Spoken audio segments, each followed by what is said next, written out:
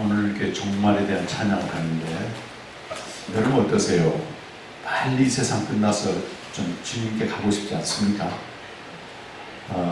부활 복음을 들으면 너무 가고 싶을 겁니다. 그리고 우리가 이 땅에서 마지막 건너야 될 죽음의 강까지도 거듭하게 건너뛸 수 있습니다. 오늘 부활 복음을 들으면서 야, 내가 정말 예수 믿게 된 게 이렇게 놀라운 축복이구나. 그걸 다시 한번 깨닫게 됩니다. 이스라엘 백성들은 만민 중에서 택함받은 민족이었으나 하나님의 기대에 미치지 못했습니다. 하나님은 그들에게 신실하게 대하셨으나 그들은 계속 신실하지 못했고 하나님께 불순종을 했습니다. 그렇다고 하나님의 신실성이 없어지는 건 아닙니다. 하나님이 끝까지 이들을 사랑하시고 돌이키길 바라시고 토소하기를 바라시는 그 애절한 그 편지가, 사랑의 편지가 호세아서입니다. 호세아서에 보게 되면 내 백성이 말을 아는 지식이 없으므로 망한다. 참 우리가 오늘날 하나님 믿어도 믿지 않는 사람들이 믿지 않기 때문에 망하고, 이미 교회에 들어와 있으나 하나님의 백성이 되었으나 하나님을 알지 못함으로 망하고, 하나님 심정이 어떻겠습니까 여러분? 그래서 거듭하신 말씀이 호세아 6장 1절 이하 보게 되면 내가 너희를 찢었으나 다시 싸매어 줄 것이고 너희를 치셨으나 그가 우리를 치셨으나 다시 치셨으면 어떻게 다시 살려주신다. 그러면서 하신 말씀이 우리가 여호와를 알자, 힘써 여호와를 알자. 자, 여러분 하루 중에 얼마나 여호와를 또 주님을 아는 시간에 우리 자신 드리고 있는지 한번 돌아보십시오. 20세기 그 기독교 변증가로서 지금 돌아가셨습니다. 가장 그 유명한 분이 반지의 제왕이나 이런 글 쓴 C.S. 루이스라고 하는 영국의 유명한 문학가이자 또 소설가이자 또 변증가로 알려져 있습니다. 그가 했던 유명한 말 중에 하나는 무신론만큼이나 위험한 것이 단순한 믿음이다. 단순하게 믿는 게 무신론만큼이나 위험합니다. 한국교회는 상당 부분 단순하게 믿으라고 해요. 단순하게. 복잡하게 믿을 거 없다. 그래서 C.S. 루이스가 이런 말합니다. 단순하게 믿는 6살짜리 믿음, 그 믿음 수준에 많은 사람들이 머물러 있는데 그들은 외부에서 기독교를 공격할 때 전혀 당해내지 못한다. 그대로 우리의 가게 올려진다. 내가 믿는 예수님, 내가 믿는 하나님에 대해서 우리 누구나 믿지 않는 사람들한테 이걸 설명할 수 있어야 되고 변증할 수 있어야 되고, 그냥 교회만 오라고 해서 저것도 될 일이 아니거든요. 지금 자녀 기르는 분도 계시겠지만 단순한 믿음에 그쳐버리면 어린 자녀들이 믿는 믿음이나 내가 믿는 믿음이나 수준이 똑같아요. 힘써 여호와를 알고 날마다 알아가게 되면 우리 자녀들이 우리 엄마 아빠가 믿는 믿음을 볼 거 아니겠어요? 그럼 내가 앞으로 10년, 20년 믿으면 우리 엄마처럼 믿게 되겠네. 소망을 좀 줘야지. 평생 믿어도 저 정도밖에 안 된다면 내가 교회 나갈 이유가 없고 믿을 이유가 없는 거예요. 믿을 이유가 없습니다. 그래서 다음 세대에 대한 신앙은 부모가 시키는 거지 교회에 의해서 시키는 게 아닙니다. 내가 아직은 죄를 짓고 연약하고 게임하고 있지만 야, 우리 엄마가 믿는 저렇게 믿는 믿음 나도 저 나이가 되면 저렇게 믿겠구나. 소망을 좀 줘야지. 소망. 그럼 그런 건 보여주지 못하면서 그냥 교회만 나가라고 떠밀면 나도 엄마처럼 될까 봐서 못 나가겠다. 이러면 어떡할 거냐.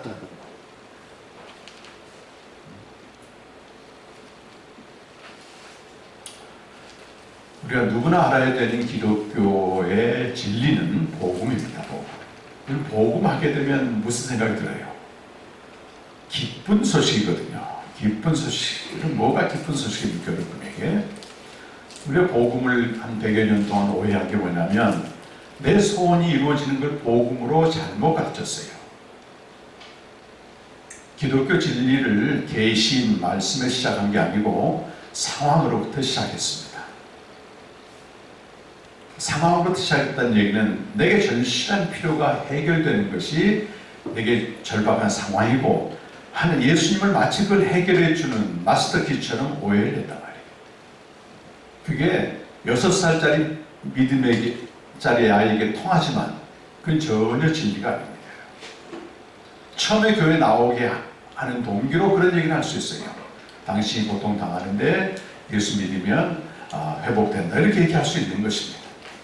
한때 좀 고인되셨습니다만 제가 존경하는 그 목사님도 그 전도 집회 때 뭐라고 외치냐시냐면 예수 그리스도는 마스터키입니다. 그렇게 마스터키 하세요.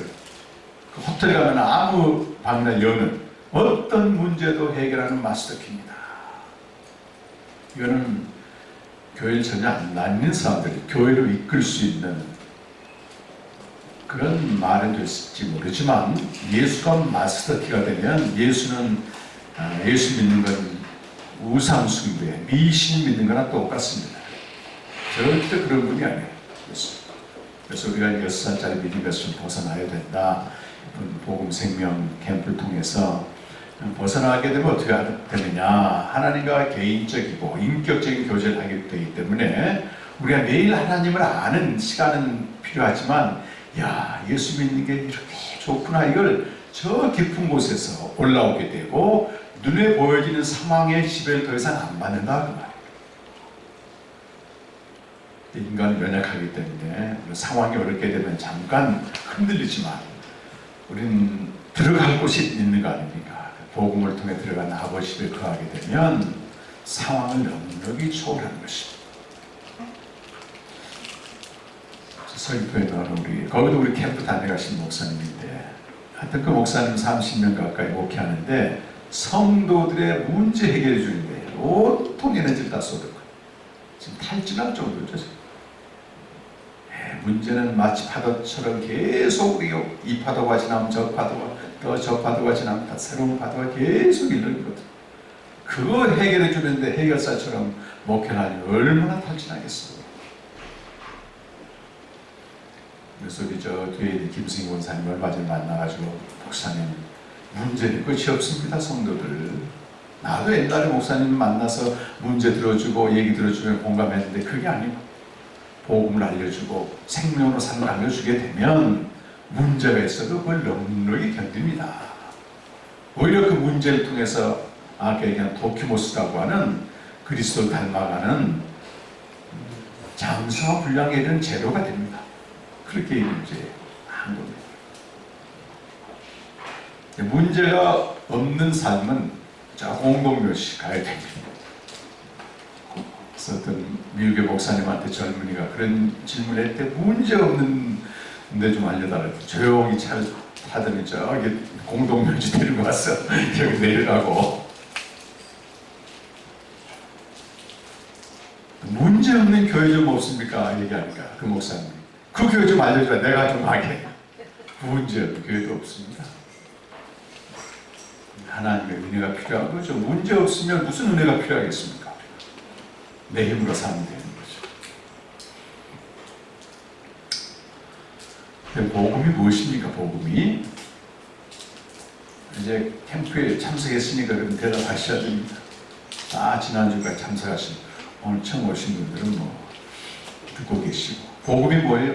사모님 대표로 우리 세강한교회 대표사 예수 그리스도와 그의 메시아적 행위. 아멘.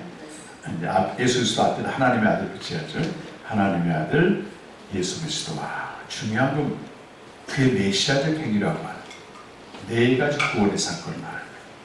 그래서 고린도서 15장 3절에서 5절에 나오는데 정말 사도 바울이 고린도전서 15장을 읽었습니다만 부활장이에요. 부활장.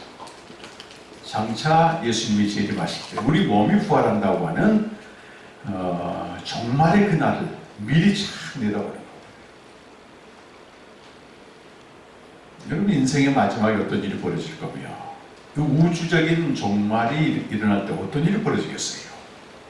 우리는 그 답을 알고 있잖아요. 답을 알고 있지 않습니까?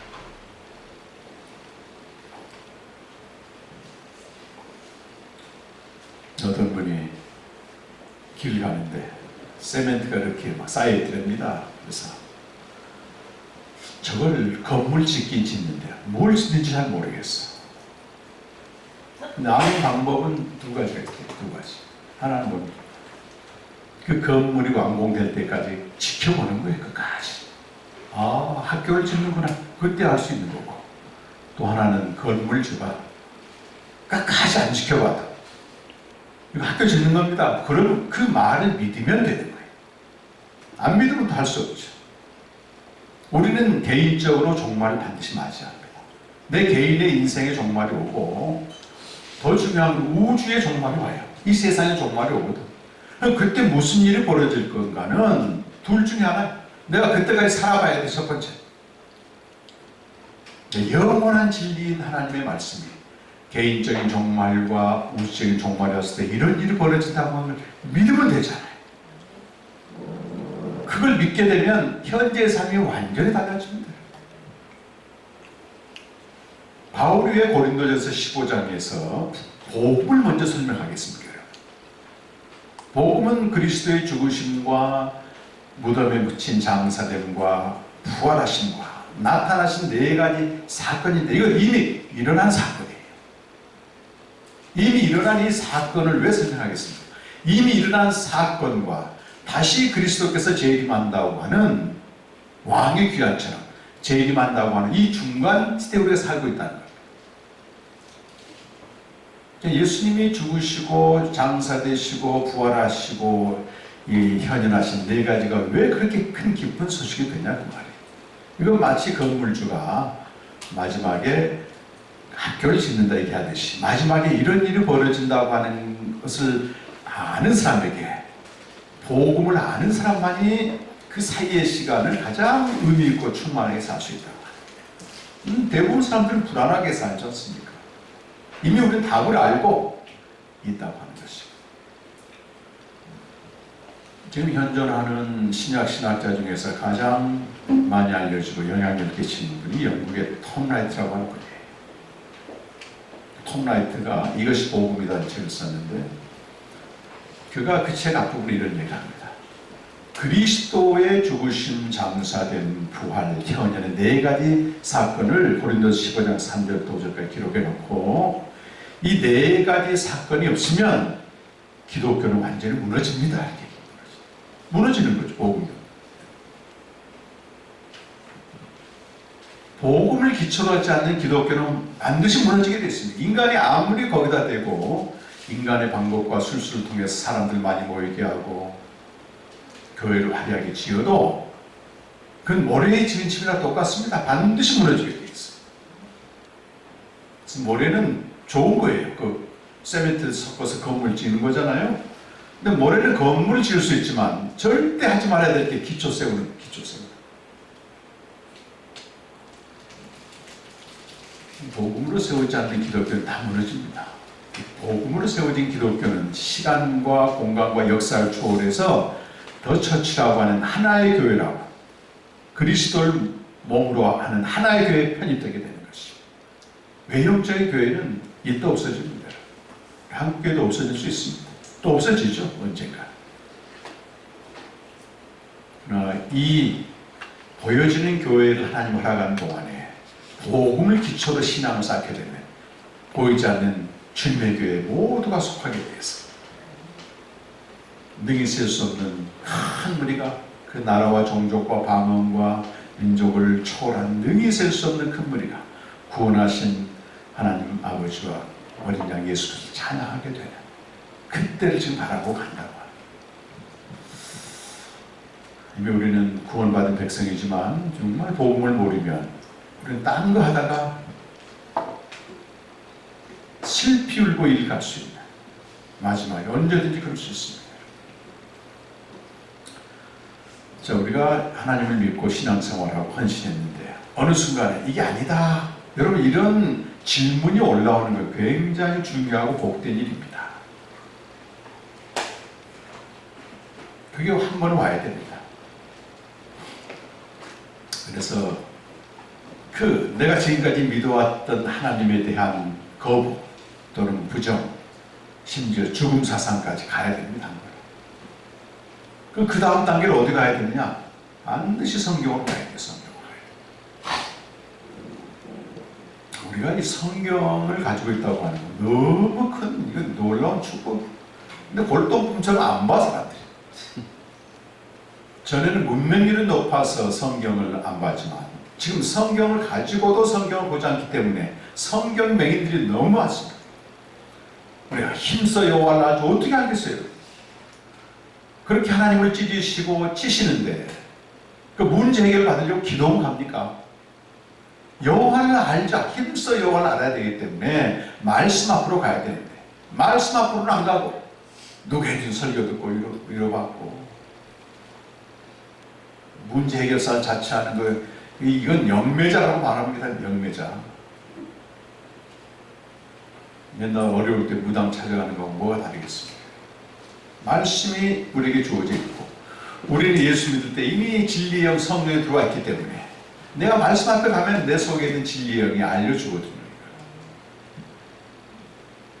말씀 앞에는 잘 안 나간다고 하는 것입니다. 이번 캠프 끝나고 여러분 거룩한 습관을 회복하셔서 최소한 아침마다 말씀 앞에 나가셔야 됩니다.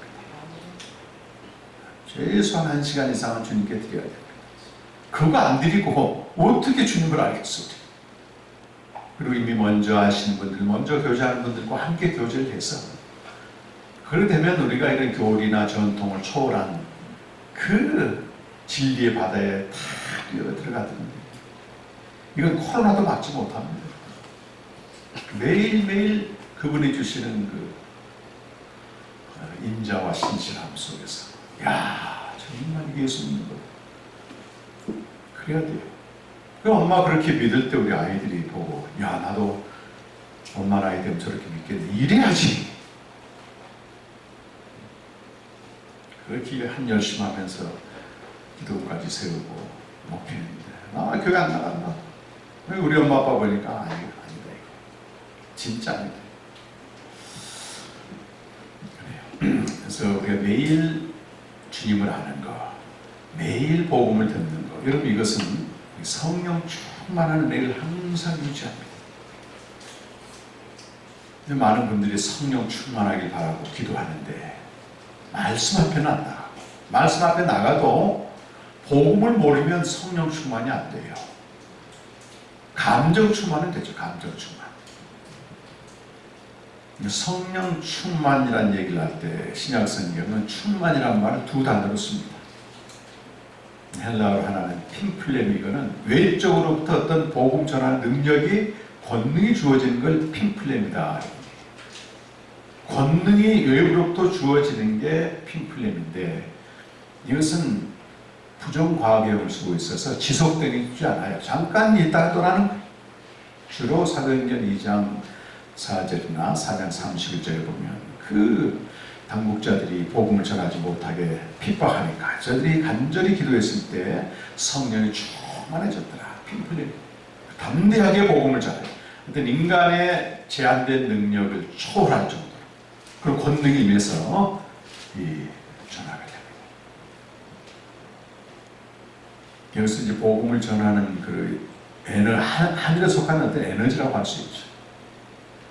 저도 중국에 가서 추방되기 직전에 추방 능력이 떨어져서 이제 그날 밤새도록 복음을 전하게 됩니다. 그때 제 능력과 경험을 초월한 은혜가 임하더라고요. 또 김 목사님이랑 6명이 갔는데 그 오전 1시간 반 하고 이제 공안에 가가지고 하루 종일 신문받고 그리고 이제 결론이 추방이다. 지금 그대로 중국 못 들어가고 있습니다. 이분들이 지도자, 전국에서 모인 지도자들 한 30명이 밤새도록 전해달라. 그때 6시 반부터인가 뭐 따발청에 우리 목사님 거 계셨을 증인이죠. 어떤 그 체력과 상황을 초월한 은혜가 임하더라고요. 새벽 3시 반까지 일사천리. 지금 뭐 그런 경험은 없습니다. 지금은. 그때 급할 때는 하나님이 외부로부터 주어지는 권능. 그래서 이 핀플렘이라고 하는 성령 충만은 권능이 나타나는 거 아니에요. 기적도 나타나게 돼요. 근데 이거는 하나님이 일방적으로 주었다 가져갑니다. 한국교회는 거의 이 능력을 보여요. 그래서 뭐 산에 기도하러 가지고 나무 뿌리를 뽑는다. 네, 지나친 겁니다. 진짜 성령 충만은 에베소 5장 18절에 술 취하지 말는 방탕한 것이니 오직 성령으로 충만하라. 명령이에요, 명령이가. 그 현재형이라 현재어로 되어 있는데 헬라에서 현재형 계속 유지하는 상태를 말해요. 어쩔 때 충만했다, 어쩔 때 덜 충만했다. 이게 아니라 그럼 우리가 얼핏 생각할 때 하나님 불가능한 명령을 내리겠습니까? 불가능한 명령 내리겠습니다. 그러니까 성령 충만하면 어떻게 되느냐? 서로 말이 달라진다는 거예요. 신령과 또는 서로 찬양과 노래하는 말로 서로 화답한다. 그 말이 언어가 바뀌어져. 두 번째는 새노래로 찬양하게 되고, 세 번째는 감사가 나오게 되고, 네 번째는 복종하게 되는데, 이 네 가지 사건은요, 성령 충만하라고 하는 한 본동사의 수식어로 되어 있습니다. 성령 충만한 결과, 성령 충만해야만이 서로 언어가 바뀌게 되고, 찬양하게 되고, 감사하게 되고, 복종하게 되고. 여러분, 성령 충만 안 하면요, 교회가 난장판이에요, 난장판. 그렇잖아요. 말이 거칠어지게 되고, 무슨 찬양이 나와. 감사가 있어요. 원만 불평이 있지. 다 나와 다른 사람들하고 함께 한 공간에서 공동체를 하는데 나와 같아야만 감사가 있을 거 아니겠어요. 성령 충만하면 그러지 않습니다. 모두를 용납하는 은혜가 임한다. 복종하게 되고 하나님께 복종하여 피차 복종하고 서로 사람을 섬기고 이게 돼요. 근데 성령 충만을 안 한 상태에서 인간성으로 충만하니까 열심 내면 낼수록 문제만 생기는 거예요. 술 취하지 말라, 성령 충만 받으라. 이 반명제는 뭘 말하냐면 술 취한다 그 말은 술의 지배를 받는 거예요. 성령 충만은 뭐라? 성령의 지배를 받는 거예요. 지배를 받는. 어떻게 하면 성령 충만을 느껴요? 기도원 가서 기도하고 찬양하는 것은 아까 얘기한 이 에베소 5장 18절의 성령 충만은 플레로라는 말씀, 플레로. 어떤 사람 성령 충만하려고 기도원 가는데 그 기도에서 받는 충만은 능력이 임하는 거고, 여기 에베소 5장 18절에 있는 성령 충만은 플레로 이렇게 써요. 사도행전 4장 30절. 복음을 전할 때 사도들이 권능을 받는 것은 핌플레니, 제 복음과 생명 뒤쪽에 다 있습니다. 있긴 있습니다만, 이 에베소 5장 18절에 성령 충만은 구원받은 이후의 사람들이 어떻게 살 것인가를 결정하는 요소예요. 5장 15절부터 이렇게 읽게 되면 너희가 어떻게 살 것인지 주의하라 이렇게 해놨단 말이에요. 그러면서 주의 뜻을 분별하고 또 세월을 아끼고, 그 결정적인 열쇠는 이게 충만이란 말이에요. 충만하다. 성령 충만하라는 말씀이죠. 또 어떻게 하면 성령 충만합니까? 사모님이 항상 대표성이에요. 그러니까 맞든 틀려도 중요한 게 아니에요. 대표성이니까. 그 집을 지는 겁니다. 이 모두에 어떻게 하면 사모님 성령 충만하는 것을 어떻게 하시나요? 말씀으로. 그 성령 충만 됐을까? 이제 결과가 중요한 거예요. 결과가 항상 유지돼야 되는 거예요. 그러니까 성경을 우리가 읽을 때는 어떤 관점에서 봐야 되냐면 이 저자가 누군가를 봐야 돼요. 성경의 신약 성경 27권 중에 13권을 사도 바울이 기록했습니다. 그가 이 성경이 됐다고 생각도 안 했어요. 그냥 감옥에 갇혀있고 떠돌아다니면서, 그때는 이 성경이 없으니까 사도들이 써놓은 편지를 서로 읽으면서, 누가 탁월한 설교자가 있는 것도 아니고 읽으면서 이거를 어떤 신앙의 진보를 삼았단 말이에요. 그러니까 바울이 쓴 편지가 여러 개 있는데 성령 충만과 관련된 곳이 성경에 2권 있어요. 방금 얘기한 에베소 5장 18절이 있고, 또 하나는 골로새서 3장 16절에서 18절까지 있습니다. 골로새서 3장 16절에서 18절까지 말씀 보면 그리스도의 말씀이 너희 속에 풍성히 거하게 하라 이렇게 돼요. 성령 충만을 어떤 말로 바꾸냐면 그리스도의 말씀이 너희 속에 풍성히 거하게 하라. 그러면 어떤 일이 벌어지느냐? 에베소 5장 18절에 나오는 성령 충만의 결과가 그대로 따라와요. 이해가 되시죠? 무슨 결과? 서로 신령한 노래로 감사함으로 화답하고 또 새 노래를 부르며 찬양하며 또 범사에 감사하며 또 피차에 복종하며 요 네 가지 성령 충만의 결과와 그리스도의 말씀이 풍성히 거하는 결과가 똑같단 말이에요. 그러면 성령 충만이 무슨 충만이라 보통 우리가 그러니까 성령 충만이 말씀 충만이다 이러면 실패합니다. 그러니까 성경을 그냥 자의적으로 보고 누가 했던 말을 옮기는 거예요. 이거는. 그 저자가 중요한 저자가 사도 바울이 말씀으로 충만하라 이렇게 얘기하지 않았어요. 무슨 뭐라고 그리스도의 말씀으로 충만 이렇게 돼 있다. 우리 그냥 말씀으로 충만하면 어떤 오류를 범하냐면 성령 충만하기 위해서 성경을 많이 읽고 심지어 필사도 하고 암송도 하고 제가 3대 구절 암송해 왔다. 성령 충만하게. 전 장로교 배경을 갖고 있기 때문에 장로교에서는 성령 충만, 말씀 충만 이게 인이 막혀가지고 성경을 많이 읽고 성경을 암송하고 그러면 충만하겠다. 근데 그 네 가지 결과가 안 나온다니까. 자기 자랑만 자기만 세우죠. 나 이렇게 몇 독 했네. 성경을 100독 해도요 모르는 건 모르는 겁니다. 사도행전 13장 27절에 보면 유대인들은 그 뭐예요? 안식일마다 외우고 있는 성경이 뭔 뜻인지 몰랐다고 말이에요. 줄줄 외워 쉐마요.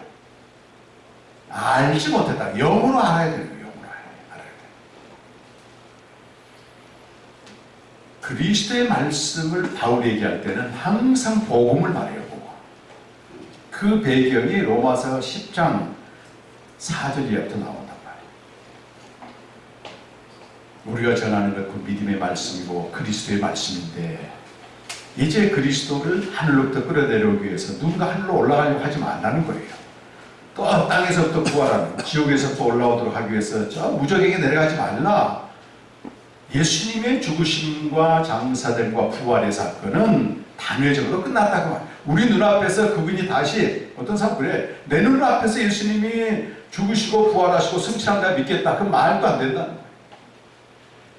그렇게 하지 말고 우리에게 가까이 있는 믿음의 말씀 그의 죽으심과 장사됨과 부활이라고 하는 그 복음의 말씀 우리에게 있지 않았느냐. 그것이 바로 그리스도의 말씀이다. 이렇게 얘기해요.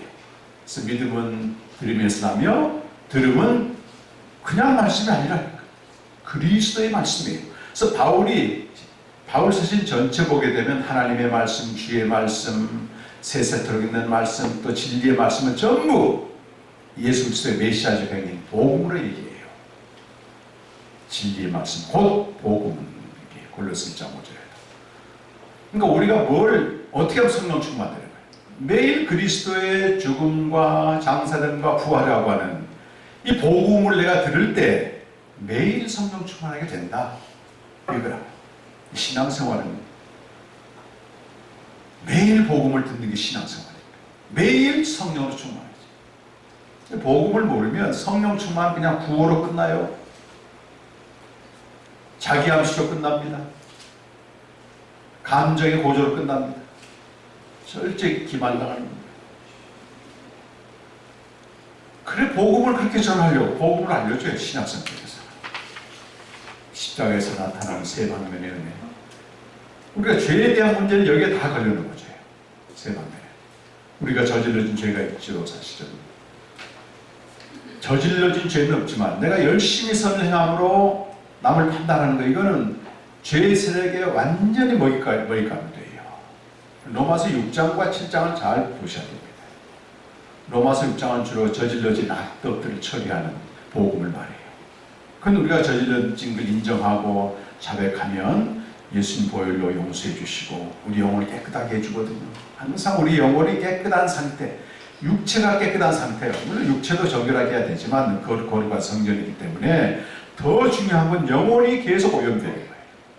저도 매일 씨름하는 게 이거예요. 듣고 보고 이게 세상 것 사람에게 들어가게 되면 반드시 나오게 되더라고요. 무의식 중에. 근데 보혈로 씻어내고 우리 부정성, 성장 과정에서 내가 원치 않았지만 성령 충만하지 못한 부모와 관계하게 되면 이게 생존 자아라고 해요. 이건 내 잘못은 아니에요. 엄밀히 말하면 내가 틈바구니에서 존재 생존한 것만도 감사하지 사실은.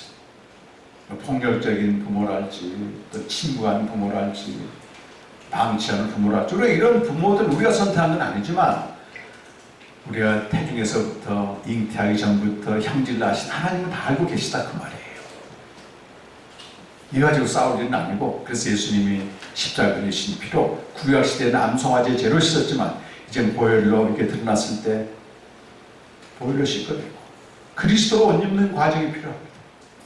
그러니까 이전의 관계에서 형성된 내면의 문제나 성격이나 부정적인 감정들은 이제 새로운 관계가 형성됐잖아요. 하나님 아버지를 내가 매일 교제하게 되면 이게 옛날 것들은 점점 보혈로 씻고 약화되면서 이제는 골로새 3장 12절에 있는 말씀처럼 긍휼과 자비와 겸손과 온유와 오래 참음으로 점점 못 잊게 돼. 이건 단번에 되지 않기 때문에 서로 용납을 해, 격려를 해줘야 돼요. 아, 집사님 그렇게 열심히 민다는데 왜 성격이 못했어? 이거는 다른 사람이 절대 해서는 안 되는 말이에요. 내가 복음을 알고, 물론 복음을 모르면 복음을 알려줘야 되겠지만 복음을 이미 아는 사람들끼리는 그걸 용납할 수 있어야 돼요. 매일 우리 집사님이 복음으로 살고 생명으로 살고 교제를 하고 있기 때문에 잘하면 되겠구나 이런 거 기다림, 오래 참을 필요해요. 우리 아이들 길러보지만 아주 어려서 한 유치한 행위들 안 하잖아요. 성장하게 되면. 문제는 복음으로 안 살고 그냥 여전히 성경도 안 보고 그렇게 사니까 이제 그게 걱정이지. 그게 이제. 그 희망이 없으면 그런 사람들. 그럼 나중에 가서 예수님도 성경 안 바꾼다. 자기 합리화시킨 얘기만 하고. 그건 보혈의 능력을 멸시하는 거예요.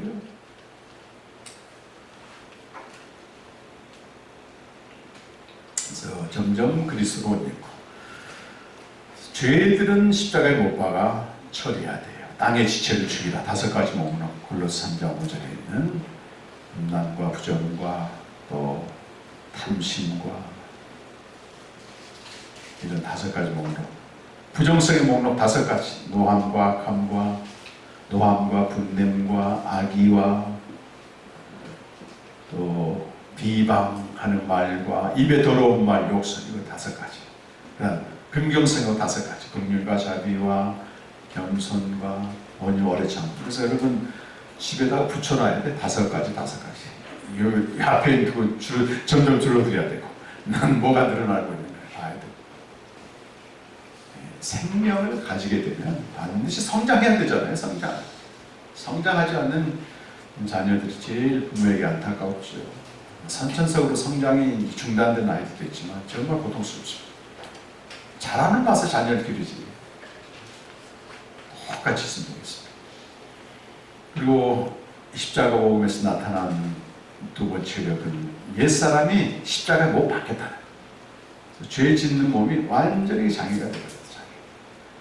거룩한 장애자로 사는 거예요. 할 수 있는데 안 하는 게 정말 은혜예요. 그게 진짜 능력이죠. 그리고 이제 세 번째, 이게 제일 심각한 문제인데, 여러분 우리가 하나님을 위해서나 또는 개인적으로 선을 행하게 되면요, 반드시 죄의 세력이 공격합니다. 이거 이제 지금부터는 복음을 알면 꼭 알고 있어요. 아, 공격하는구나 이렇게. 선한 일을 했는데 서로 불협화음이 나온다거나 내 안이 내 속이 환난과 공고하게 되면 즉시 로마서 7장 13절 말씀처럼 죄로 심히 죄되게 합니다. 죄가 드러나야 십자가로 가서 처리하죠. 우리가 소위 그 악덕을 저지르게 되면 이건요 자기 자신에게만 해를 가해요. 자기 영과 몸과 마음에 타격을 주고 기껏해야 가장 가까운 가족들의 고통을 주거든요. 이걸 C.S. 루이스는 동물적인 자아다 그렇게 말해요. 그런데 열심히 하는 사람들은 많은 사람들을 고통스럽게 만듭니다. 이건 악마적인 자아라고. 악마적인 자아. 이치는 간단합니다. 죄의 세력이 가장 싫어하는 게 뭐냐면 하나님을 기쁘시게 하는 일을 하게 되면 제일 싫어하는 거예요. 공격을 그때부터 개시한다니까요. 교회에서 조금 열심히 하게 되면 즉시 죄의 세력이 기회를 잡아 이런 표현은요, 공격 진출 구축하여 사망의 미사일을 발사해버린다. 열심히 해놓고 나는데 공허하게 만들고, 열심히 했는데 나처럼 하는 사람과 화가 나고. 저는 이 죄의 세력에 너무 많이 공격을 당했어요. 근데 왜 그런지 몰라요. 빛이 들어오기 전에는 그냥 그런가 보다 완전히 사로잡히기 때문에 이러지 말아야지 하는데도 막 나오는 거예요. 사망이 일어나요. 그래서 로마서 7장을 자세히 보시게 되면 바울이 자기 고백이기도 하고 율법 아래 있는 죄의 세력 아래 있는 모든 사람의 고백이라고 얘기하는 거예요. 그래서 열심히 하는 사람들을 바로 십자가로 가서 내가 한 게 아니요 주님이 하셨습니다. 그럼 안 하면 되겠네. 안 하면 싸움은 안 나지. 안 하는 사람들에게는 죄의 세력이 건들지도 않아. 왜 자기 편인데? 조폭으로 말하면 이미 내 편인데 건들 필요가 없지. 하나님이 기쁘게 해야만이 그 공격 대상이 되는 거예요. 아무것도 안 하는 사람들은 자꾸 시켜야 돼. 시키면 뭐가 드러나요? 죄의 세력이 활동하는 걸 보게 되거든요. 바로 십자가로 가서 내가 한 게 아니라 주님이 하셨습니다. 그래서 우리 공동체 안에는 내가 없어져야 됩니다. 내가 이거 나오면 큰일 나는 거예요. 속으로라도 내가 이만큼 했는데 이러면 그때부터 이제 죄의 세력이. 저희가 벌써 한 12년 정도 사역을 했잖아요. 스텝도 있고 사역을 하는데 좀 이렇게 불협화음이 나고 서로 막 깨지고 이래야 되는데 거의 그런 게 없습니다. 그냥 복음을 늘 들으니까 자기가 드러나는 걸 제일 두렵게 생각합니다. 그래서 자기 주장 하다가도 매일 말씀 앞에 나가니까 금방 깨닫고 각자 나가야 돼요. 각자. 그리고 이제 복음을 모르는 사람 들어오게 되면 내가 가르칠 정도 돼야 됩니다. 집사님이 하나님을 위해서 너무 열심히 하는데 너무 참 귀하지. 근데 로마서 7장 보니까 열심히 하는 사람에게 죄의 세력이 귀를 포착해서 사망으로 던져버린대. 이런 거 서로 격려해주고 나눠줘야 돼요. 한국에 정말 종교성도 있지만 주님을 너무 사랑하니까 선교사로 자기 인생을 던져버린 사람도 있고, 가서 공동체에 다 깨져서 들어온 사람도 많아요. 선교지 가보면 서로 화목하게 교제하고 이런 선교지가 많지가 않습니다. 그 시기하고 분쟁하고. 일은 열심히 해요. 일은. 그런데 일의 결과 완전히 죄의 세력을 알지 못하니까 사도 바울처럼 내가 더 많이 수고했으나 내가 한 게 아니에요. 외쳐야 돼요. 사모님 너무 은혜 받았습니다. 내가 한 게 아니에요. 주님이 하셨습니다. 우리 인간의 본성은 한국말로 하면 생생내의 본성이 있어가지고 누가 좀 알아주길 꼭 바라. 이건요 어쩔 수 없는 본성입니다. 나는 없다. 이게 거짓말쟁이에요. 그래서 계속 드린 말씀이지만 에베소서 6장 13절 보면 이 악한 날이라고 말해요. 죄의 세력이 활동하는 악한 날에는 모든 일을 행한 후에 서 있으라. 열심히 하는데 해놓고 나서 무너뜨려 공격해버려요. 그래서 세가나안 교회는 이제 다 이 복음을 들었잖아요. 특별히 로마서 7장의 자기 주장을 이제 들었기 때문에 이 교회는 서로 관계하면서 성장하고 이러거든요. 근데 복음이 빠져버리면 고통스러운 자리가 돼요.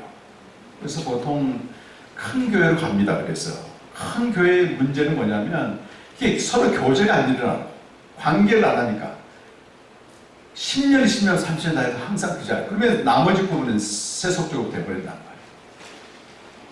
그래서 이제 작은 교회 와서 생명력 있는 교제를 하려고 하는데, 작은 교회 봤더니 복음을 모르면 모든 인간성이 다 드러나니까 너무 고통당해. 그래서 아유, 이런 걸 모르니 그냥 큰 교회로 가자. 익명으로 또 큰 교회로 가버려. 그래서 저는 생명의 공동체, 복음을 아는 공동체만이 적은 무리가 모여도 성장하게 되고, 그게 없는 작은 공동체는요, 서로 그 갈라디아서 5장 25절 격동하며 투기한다. 격동하며 투기한다. 다 주님 앞에 엎드려져야 돼. 우리의 부족함과 연약함을 인정하고 복음만이 우리 생명으로 살게 한다. 가장 가까운 가정 단위에서 나와야 돼요. 그래서 고린도 교회에 바울이 경고하지만 교회 공동체는 강한 자들, 열심히 있는 자들이 세워지는 게 아니고 그들이 자기 부인함으로써 약한 자를 섬김으로 세워진다. 아주 이렇게 강한 자들은 자기 프레이즈가 있거든. 이게 정말 옳거든. 이게 그것 때문에 근데 그 죄에서의 기회를 줘가지고 무너져 버린단 말이에요. 십자가 복음도 명쾌하게 이 보혈의 효력, 옛사람의 죽음, 자기 주장 의지, 그 다음에 장사복음, 장사복음 너무 중요한 복음입니다. 십자가에서 바로 부활로 건너뛰지 않고 무덤에 들어가야만이 거기서 하나님의 성전을 지어주세요. 우리 성전은 더 이상 보여지는 건물 성전이라고 말하지 않고 그리스도 자신이 성전이 돼요. 3일 만에 부활한. 그리고 그리스도와 함께 일으킴 받은 생명 얻은 우리가 성전이 되는데, 이 생명 얻으려면 무덤에 반드시 통과해야 돼요. 그 무덤은 뭐 실존적인 무덤이 있죠. 상황적으로 너무 고통스러운 상황이 와서 무덤 같은데, 죽고 싶을 때, 돌파구가 없는데, 사방으로 갇혀버렸대. 그게 물질적인 어려움이나 또는 관계적인 어려움이나 질병이나 오거든요, 이게. 그럼 나만의 무덤은 어떤 역사도 아니란다. 마태복음 12장 39절 40절에서는 그리스도의 무덤만이 표적이라고 해요.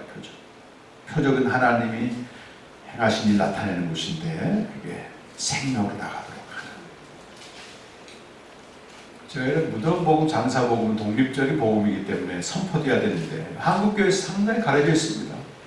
성경에서는 증거하는데 교회에서 들어본 일이 없기 때문에 이런 복음이 있나 다 생소하게 얘기해요. 그런데 한 가지라도 빠지면 생명의 교력이 안 나타나거든요.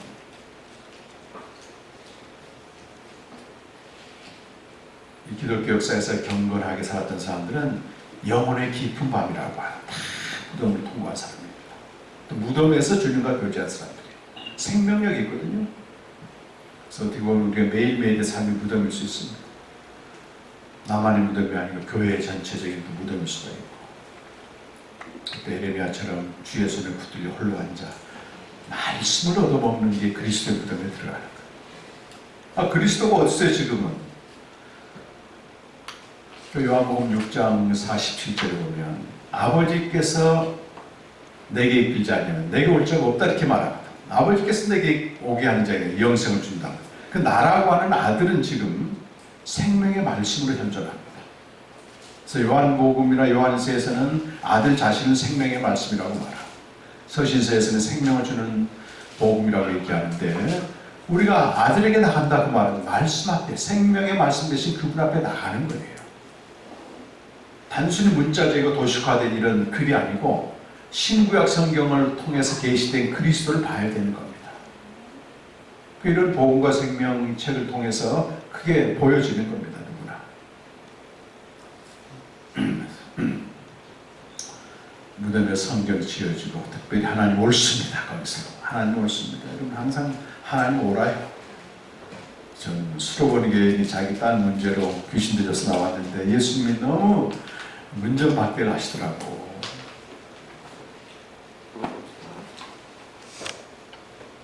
개 취급을 해, 개 취급.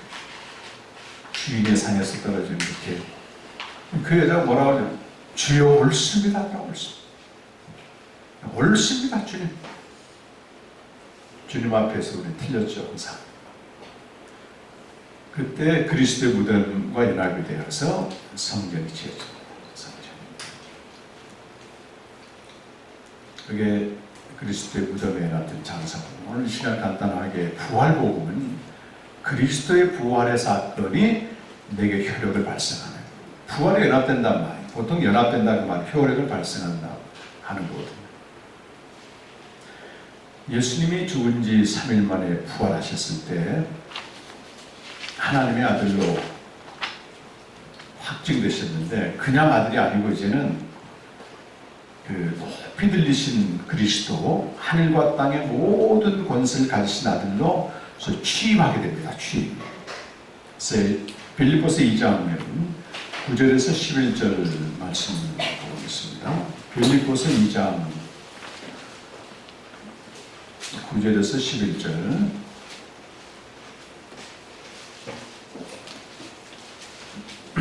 함께 읽겠습니다.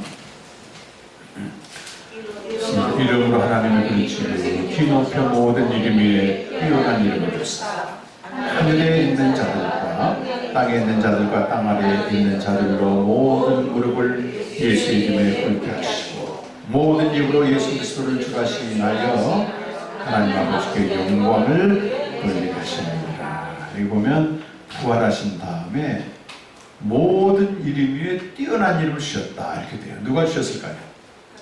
하나님이 그 아들에게 주신 겁니다. 그 이름이 이름의 권세가 10절에 나와요. 하늘에 있는 자들은 천사들을 말하고 여기 땅에 있는 자들은 땅의 권세자, 당시의 로마 황제를 말합니다. 땅 아래에 있는 자들은 어둠의 세력을 주관하는 영들을 말하는데, 하여튼 천사들, 땅의 권세자들, 어둠의 영들이 전부 예수의 이름에 꼴린다. 모든 이름에 뛰어난 이름이다. 근데 그 이름이 뭐라고 되어 있어요? 11절에 모든 이름으로 예수 그리스도를 뭐라 불렀다고요? 주라 불렀다. 그 부활하신 다음에 주신 뛰어난 이름은 주라고 하는 이름이에요. 주님, 그렇게 해요. 주님. 예수님의 그 세 가지 이름이 있어요. 대표성을 가진. 육신을 입고 오기 전에 이름 뭐였습니까? 예수님이 육신을 입고 오기 전에 이름. 사모님, 육신을 입고 오기 전에 이름이 뭐예요?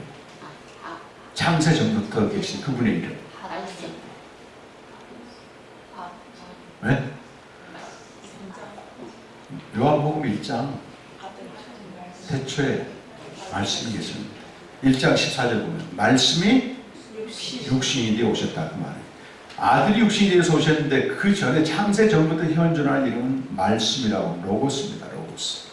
이 여기 로고 말씀도 문자화된, 도식화된 그런 말씀이 아니고, 교훈이 아니고 존재로서 만물의 창조주이자 만물을 통치하시는 분이다. 다스리는 분으로서 로고스라고 말해요. 근데 오신 다음에 이름을 또 주셨잖아요. 딱 태어나기 전에. 그렇죠. 그때는 예수입니다.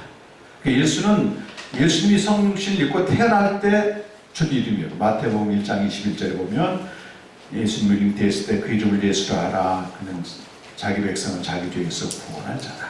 그렇게 돼요. 그 별칭이 임마누엘이었던 이사야에서 따온 거지만 핵심은 예수입니다. 예수. 그래서 뒤에 직분을 붙여서 예수 그리스도 얘기해요.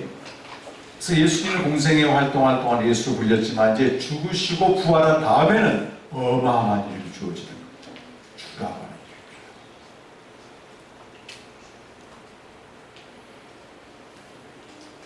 그 당시에 로마 황제도 주라 불렀는데, 믿는 자들은 예수를 주라 불렀기 때문에 박해를 받습니다. 성령이 아니고서는 또 예수를 주라 시인할 수 없다고 되어 있어요. 고린도전서 8장 5절 6절에 보면 만물 아래, 하늘과 땅 아래에는 많은 신들과 많은 주들이 있다. 그런데 우리는 오직 한 주가 계시는데 한 주 예수 그리스도인데 그는 만물을 지으시고 만물이 그를 위해 존재한다. 그러니까 우리가 예수를 주로 할 때는 종교적인 차원이 아니고 만물의 주인, 만물 위에 계신 하나님으로서 주라 부르는 거예요.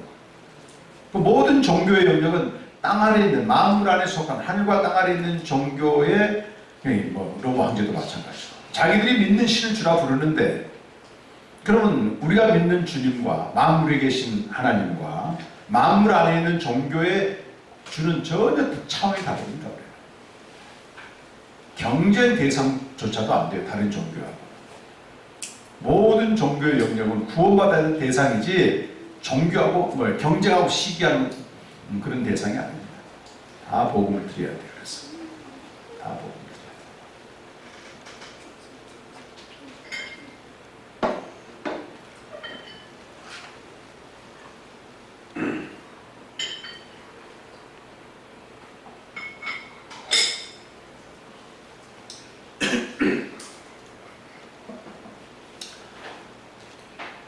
그러면은 이 주라고 하는 이름을 언제 많이 불렀는가?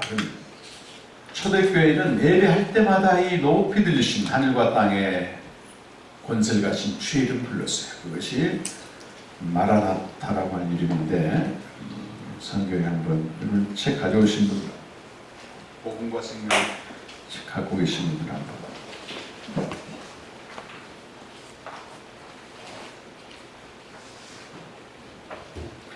251페이지에 보면 그들은 예배할 때마다 주를 부릅니다. 예배할 때마다 부른 주의 이름이 마라나타예요. 마라나타. 마라나타는 두 가지 뜻이 있습니다. 보통 주여 오시옵소서 이렇게 많이 알고 있는데 더 중요한 뜻은 주께서 임하셨도다 하는 뜻입니다.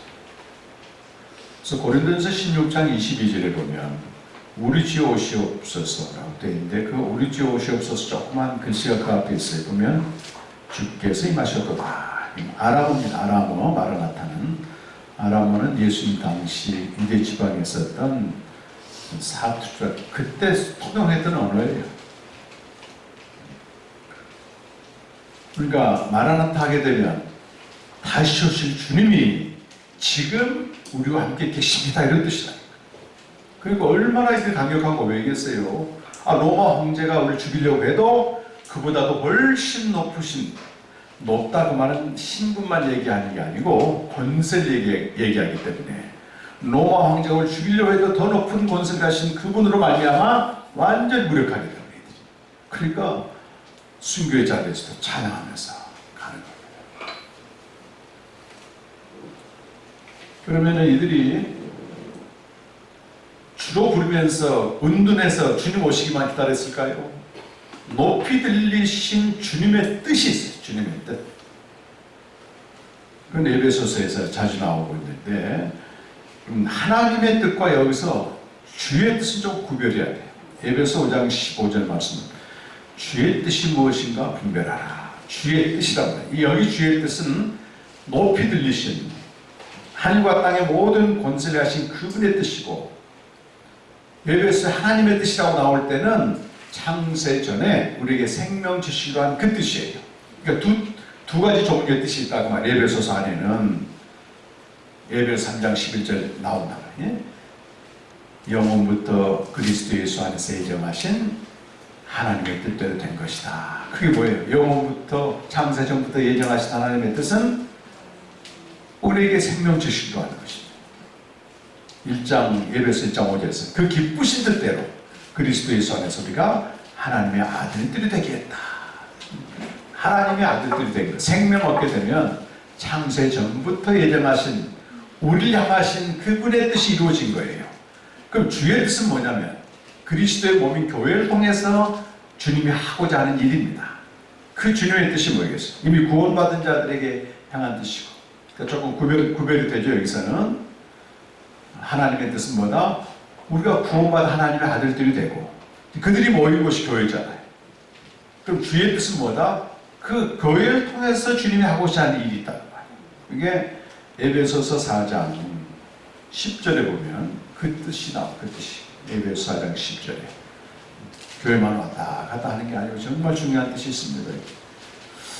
전 이번에도 이걸 보면서 너무 마음이 뜨거워지는데 에베소 4장 10절 말씀 같이 한번 읽어보실까요? 시작. 내리셨던 그가 곧 모든 하늘에 오르신 자니 이는 만물을 충만하게 하리라. 아멘. 내리셨던가 다시 하늘에 올랐다고 다시 승천하셔서 그가 하늘과 땅의 모든 권세를 하신 주가 되셨는데 이는 그 말은 그 목적은 만물을 뭐한다? 충만하게 한다. 만물을 교회를 통해서 충만하게 하시는 게 주님의 뜻입니다. 그래서 우리가 세월을 아껴야 되고 성령 충만해야 되고 그 얘기를 쭉 뒤에서 했었고, 그 만물이 충만하게 된단 말은 만물이 어떤 상태라는 거예요? 충만하지 않은 상태라는 얘기잖아요. 그 로마서로 한번 가보십시다. 8장 19절에 가보면 피조물과 만물을 같이 읽어도요. 피조물이 고대하는 바는 하나님의 아들들이 나타나는 것이니, 왜? 피조물이 허무한데 굴복하는 것은 자기의 뜻이 아니오 오직 굴복하게 하시는 이로 말미암음이라. 그 바라는 것은 피조물도 썩어짐의 종로로 탄데 세방되어 하나님의 자녀들의 영광에 자유하는 것이라. 자, 우리 22절과 23절 말씀 가자. 로마서 8장 22, 23절 시작. 피조물이 다 이제까지 함께 고통을 겪고 있는 것을 우리가 아니라, 그뿐 아니라 또한 우리 곧 성령의 처음에는 열매를 받은 우리까지 속으로 탄식하여 양자를 꺾고 우리 몸에 성령합니다. 바울은 이 만물이 탄식하는 걸 보고 있습니다. 어둠 속에 들어가면 어둠이 보이지 않거든요. 빛 가운데 나오면 어둠이 보이듯이, 이 바울이 구원받고 보니까 하나님의 뜻과 역행하고 있는 모든 세계가 지금 탄식하고 있는 게 보이는 거예요. 저렇게 부동산 값을 올리고, 왜 뉴스를 보게 되면 어두운 소식을 올리게 되고, 이건요, 영적으로 보게 되면 만물이 하나님의 뜻을 거스른 상태에서 탄식하고 있는 거예요. 근데 바울은 그걸 알고 있다는 거예요.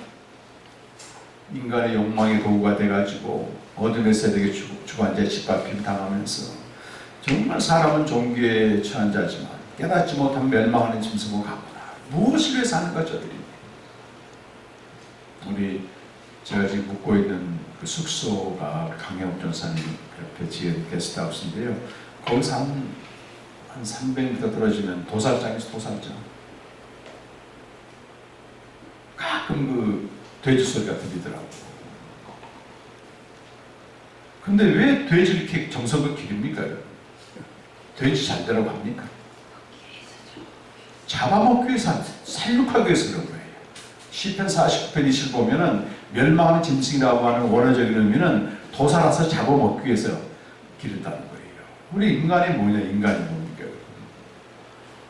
구원받지 못한 인간의 마지막은 비참하게 끝납니다. 아무리 많은 걸 가지고 소유하고 단란한 가정을 이루고 살았어도 마지막 가면 무의미성만 그대로 남습니다. 아니, 아까 시멘트 비유를 드렸는데 끝까지 가봐야 아냐 그 말이에요. 아무리 많은 걸 가지고 누리고 존경받고 영원하게 되더라도요, 그 죽음 앞에서 당하는 무의미성을 견딜 수 없습니다. 그걸 미리 고백한 사람들이, 솔로몬 같은 사람들 다 가지고 누렸고 하고 싶은 대로 다 했지만 헛되고 달고 무의미성이 완전히 삼킨다. 그리고 그 뒤엔 어둠 속에 빨려 들어갈 건데, 그 죽음 앞에 당당하지 못한 거예요, 사람들. 근데 그게 탄식하고 있는 걸 보고 있는 겁니다. 이 만물이 탄식하고 있는데 이걸 충만으로 바꿔주는 게 교회의 사명이란 말이에요. 그래서 믿는 자의 사명. 조금 내려다보면 우리가 어떻게 할 바를 모른다는 거예요. 26절, 8장 26절, 27절 보면 우리는 이 탄식하고 있는 마음을 앞에서 어떻게 할 줄 알지 못해. 그게 정직한 대답 아닙니까? 코로나 앞에서 어떻게 할 줄 몰라. 기도할 내용도 몰라. 성령이 우리의 탄식을 들으시고, 성령이 말할 수 없는 탄식, 여기 삼중 탄식이 나와요. 만물의 탄식이 나오고, 믿는 우리의 탄식이 나오고, 성령의 탄식이 나오고. 그때 성령은 하나님의 뜻대로 구하는데, 28절에 보면 우리가 알거니와 하나님을 사랑하는 자는 만물의 탄식을 보고 탄식하는 자를 말합니다. 문맥을 보게 되면 그 뜻대로 부르심을 입은 자들에게는 모든 것이 합력하여 선을 준단 말이 무슨 말이에요? 모든 것이 합력하는 게 아니고 만물이 탄식하는 걸 보고 함께 탄식하는 사람들과 합력하여 함께 일한다. 우리가 그래서 모든 상황에 선을 이루어간다, 이런 뜻입니다. 모든 것이 선이루다게 되는 건 스토아식으로 잘 될 거야 여기에 이런 논리에 빠지는데 그게 아니고 탄식하는 마음과 함께 탄식하는 사람들과 더불어 하나님은 오늘도 일하셔서 선을 만들어 가신다. 예를 들어 우리 자녀들이 지금 하나님 알지 못하고 자기는 재밌게 살고 있거든. 지금 게임하고 돈에 취해가지고 그 우리는 영적으로 보는 거예요. 저 안에 얼마나 공부가 있어. 탄식하는 건 탄식. 그 우리의 탄식과 우리 또 어떻게 할지도 몰라요. 무슨 말하게 되면 더 관계 나빠지고 하니까 성령의 탄식과 함께 더불어 하나님과 일하는 자가 되는 하나님과 함께 때가 되면 하나님께서 또 선으로 바꾸고 가시고 우리는 지금 탄식보다 두려운 게 뭐냐면 장래에 대한 불안과 두려움, 절망이 더 크다고 말이에요. 이렇게 하다가 큰일 나겠네. 아니랍니다. 이게 마음을 충만하게 하는 그래서 우리는 탄식하는 마음물 속에서 존재하는 교회로 존재합니다. 교회는 이렇게 원래 에클레시아 부르심을 받은 자들인데 개인이 교회예요. 개인이 교회. 그래서 하피콕스라는 분이 그 교회에 대해서 정의했는데 움직입니다. 개인이다. 왜? 우리가 개인 교회 그리스도의 몸이니까 우리가 다 그리스도를 모신 성전이잖아요. 성전과 교회는 이제 개인적으로 같은 개념이에요. 에클레시아는 원래 복수적인 의미예요. 성도들의 모임이다. 근데 어디 보게 되면 단수로 써요. 단수로. 케빈 클래스라고 하는 신학자는 단수로 쓸 때는 성도 개인을 말하는 거다. 그럼 내가 믿지 않는 공간에 내가 딱 들어간다 그 말이에요. 그럼 내가 교회로 존재하는 교회로. 어떤 교회? 만물을 충만케 하는 교회로 존재하는 거예요. 직장 갔는데 아무도 안 믿어. 자기만 혼자 믿어. 교회로 존재하거든요. 그럼 하나님과 함께 일하셔서 이들 충만하게 만들고 그리스도의 사랑과 또는 팔복으로 살게 되면 어떤 일이 벌어지냐면 박수를 받는 게 아니고 고난을 당하게 된다. 그 앞뒤 문맥을 보게 되면. 근데 이 고난은 헛된 고난이 아니고 그리스도와 함께하는 고난이며 우리를 하나님의 아들들로 빚어가는 선을 이루다. 그러니까 우리는 그런 교회로서 내가 오늘 또 세상에 나간다. 그런 자부심. 그러기 위해서는 뭘 해야 된다는 거예요. 아까 나온 성령 충만해야 성령 충만. 매일 복음으로 살아야지. 복음으로 안 살면 무슨 교회로 해. 삼킴당하고 조롱당하는 교회가 돼버리지. 나로 하여금 하나님의 이름이 모독을 당하는. 그래서 에베소 4장 11절에 보면 이렇게 만물을 충만하도록 하기 위해서 하나님이 높이 들리신 주님이 하신 일이 있는데 그게 에베소서 4장 11절에 나온다 그 말이에요. 11절에. 제일 먼저 하신 일이 그냥 마음을 충만하기 위해서 너 세상으로 나가라 그것부터 한 게 아니고 다양한 사역자들 여기 보면 사도로 보냄받은 자를 말하죠. 선지자로 이 여기 선지자는 장래일을 맞추는 게 아니고 구약의 선지자는 오실 예수님에 대한 증거자였고 신약의 선지자는 이미 오신 그리스도를 증거한 사람 말이에요. 이때는 신약 성경이 없었을 때입니다. 그런데 AD 397년에 27권의 신약 성경이 딱 정해지면서 선지자의 기능이 없어집니다. 이제 더 이상 사람을 통해서 얘기하지 않고 성경을 가지고 얘기한단 말이에요. 신약 성경 오시기 전에. 그래서 예언이라고 말했어요. 고린도서 14장 보게 되면 그리스도에 대해서 증거하는 사람들 예언하는 게 방언보다 훨씬 낫다고 얘기하잖아요. 장래일을 맞추는 게 아니고 그리스도에 대해 증거한 자들 예언이다. 예언의 말씀이 사람들을 세운다고. 그리고 어떤 사람은 복음 전하는 자, 저처럼 이제 목회한 대신 복음만 연구해서 전하는 사람들 필요합니다. 그리고 어떤 사람은 목사와 이게 목사란 말 목자와 교사를 세운다. 성도들 주님의 양처럼 돌보고 또 가르치고 이런 사람들이 필요해요. 근데 그 12절 보면 이거 또 나와요. 그 목적은 성도를 온전하게 하며 봉사에 일하게 하며 그리스도의 몸을 세우게 함이라. 이렇게 되는 거예요. 그러니까 왜 다양한 사역자가 필요하냐? 이런 복음생명 캠프가 필요하냐? 이거는 누구를 위해서도 아니에요. 목사를 위해서도 아니라 성도 각 사람을 세우게 합니다. 성도 각 사람이 온전하게 될 때 그들이 모인 그리스도의 몸이죠. 유기체니까 그 몸이 건강해지는 거예요. 몸이 세워진다고 말이에요. 이건 우리 몸에 비유한단 말이에요. 의미가 있습니다. 몸에 여러 시체들 있잖아요. 근데 지체 중에서 하나만 잘못되면 몸 전체가 이상입니다. 아니 손가락 하나 없으면 나라에서 예를 들어 장애자 티켓을 주잖아요. 다른 데는 다 멀쩡한데 그거 하나 때문에 장애자다. 다른 기능은 다 정상이다. 다리 하나 좀 불편하다 장애자다. 그 사람 존재를 장애자로 부르잖아요. 다른 기능은 다 정상인데. 교회도 성도 각자가 온전히 세워져야만이 그리스도의 몸으로서 온전해지는 거지. 목사님만 잘하고 예를 들어 집사님 한 명을 잘해갖고 안 돌아가게 돼 있습니다. 이거는. 그 장애자 교회, 장애자 교회. 골로새 1장 28절 9절을 보면 사도 바울이 각 사람을 권면하고 각 사람을 가르치고 각 사람을 그리스도 안에서 온전하게. 근데 이렇게 되려면 10명 이상은 어려워요. 이게 각 사람을 세우기 쉽지 않습니다. 수가 많게 되면 관리 대상이 되지 무슨 각 사람을 세워요. 관리 대상이지. 그래 그려놓고 출석 몇 명이냐 안 했냐 그거 가지고 또 성과를 주고 희한하게 변질되어버렸어요. 항상 한 10명 내지 15명이 가장 적정한 인원 같아요. 욕심이야 욕심. 그리고 각 사람을 세워놓으면 그 각 사람이 또 다른 사람을 세울 거 아니겠어요. 그렇게 해서 교회가 좀 수적으로 늘어나면 괜찮은데 그냥 몇 명 되지도 않은데 이렇게 진리도 모르고 욕심만 많아가지고 일단 교회를 이제 불러들이는 역할은 전도를 통해서 하지만 일단 들어오게 되면 각자가 가르쳐야 됩니다. 가르치고 삶을 또 본을 보이고 야 저렇게 믿는 거구나. 그래서 모든 족속에게 제자를 삼게 되면 세상 끝날까지 주님이 함께 하신다. 그리고 이 주의 뜻대로 살면 하늘과 땅에 모든 권세를 가신 주님이 다 필요를 채울 거 아니겠습니까?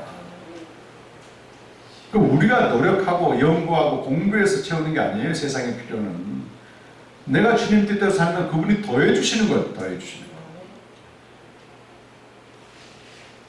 마태복음 6장에 보게 되면 예수님이 주기도문 가르치면서 먹을 것 입을 것 구하지 말라고 돼 있어요. 그거는 이방인들이 구하는 거예요. 하나님을 아버지로 두지 않는 이방 신들이 구하는 거다. 어떤 사람 일용할 양식을 이 세상에 아니에요. 성경 오해한 겁니다. 근데 원래 원문의 내일의 양식이란 정말적인 삶을 살라고 돼 있고 일용할 양식이 땅의 것이면 뒤에 가서 땅의 것 구하라고 얘기를 해야지 맞지. 요한 마태복음 6장에서는 기도의 표본이건 거기에 너희가 먹을 것 입을 것 구하지 말라. 이는 이방인들이 구하는 것이다. 중언부언도 하지 말라. 뭘 구하라고 되어 있어요? 너희는 그의 나라와 그의 의를 먼저 구하라. 그의 의는 바른 관계를 맺고 있으라고 말이에요. 그러면 이 모든 것 너희 필요한 것을 더해 주시리라. 이건 하나님이 더해 주시는 건데 이상하게 기복신앙에서는 구하는 걸로 되어버렸어요. 정말 성경 들어야 돼요.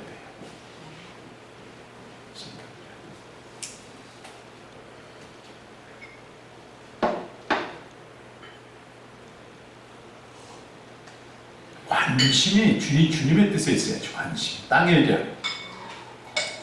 관심이 주님의 뜻에 있게 되면 땅의 것은 주님이 알아서 하십니다. 알아서. 또 주님이 주신 만큼 받고 자족하면 되죠. 그 디모데 6장에 보게 되면 먹을 것과 입을 것이 있는지 족한 줄 알라. 이 경건에 큰 유익이 된다. 경건에 큰 유익이 된다. 우리 절대 이걸로 만족 못하지. 중국의 주윤발이가 주윤발 유명한 배우잖아요. 얼마 전에 TV 나와서 그래요. 저는 직접 보지 못했고 기사만 봤는데 한국 팬들한테 인사하는데 말이에요. 평생 모은 돈 8,300억을 기부했더라고. 하나도 안 쓰고. 근데 중요한 거는 너무 소박하게 살아요. 당신의 소박한 삶의 기준이 뭡니까 했더니요. 성경에서 예수 믿는지 나중에 물어봐야 되겠어. 먹을 것, 입을 것, 내가 누울 수 있는 자그마한 침대, 이거 족합니다. 더 이상 뭐가 필요하냐? 팬들이 막 몰려와가지고 사인해달라고 전부 해줄 때 지하철 타고 다니면서 그럼 당신 번거롭지 않냐? 나는 저 팬들에게 수많은 시간 동안 사랑을 받았는데 2초 시간 되는 게 뭐가 어려워? 뭔가 도에 득도 안 되는 교회를 한 사람을 부끄럽게 만들더라고. 우리 먹을 거 갖고 만족 못하잖아. 하나님은 광야 자기 백성들이 광야길 걸 때 먹을 것 입을 것 다 주셨어요. 너희 발이 부르짖느냐? 내가 한 가지 바라는 게 있다면 너희가 말씀으로 사는지 않지 그거 하나 보고 싶단 말이지.